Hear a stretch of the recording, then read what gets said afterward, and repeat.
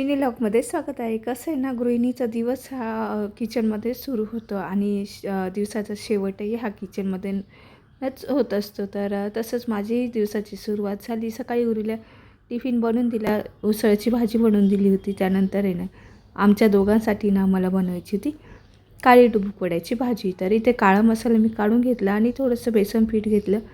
त्यात हळद, कोथिंबीर आणि मीठ टाकून आहे ना, ते असं सारखं असं पीठ मिक्स करून घेतलं. त्यानंतर आहे ना, आता मला हे ज्या वड्या होत्या ना, त्या मला काळ्या रश्श्यामध्ये सोडायच्या होत्या. तर हा काळा मसाला मी तेलात परतून घेतला आणि परतल्यानंतर त्याच्यात हळद, लाल तिखट टाकून घेतली आणि हिरवी मिरची पण मी मसाल्यात वाटून घेतलेली होती.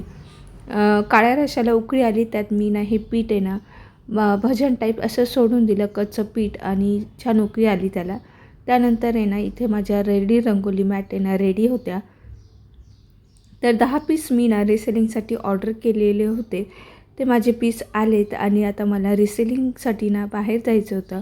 याची मार्केटिंग करायची होती, लोकांना पीस दाखवायचे होते आणि त्यासाठी ना मी मागवलेले होते. तर तुम्हालाही कसे वाटले रेडी रंगोलीचे पीस कमेंटमध्ये नक्की सांगा. Okay, bye.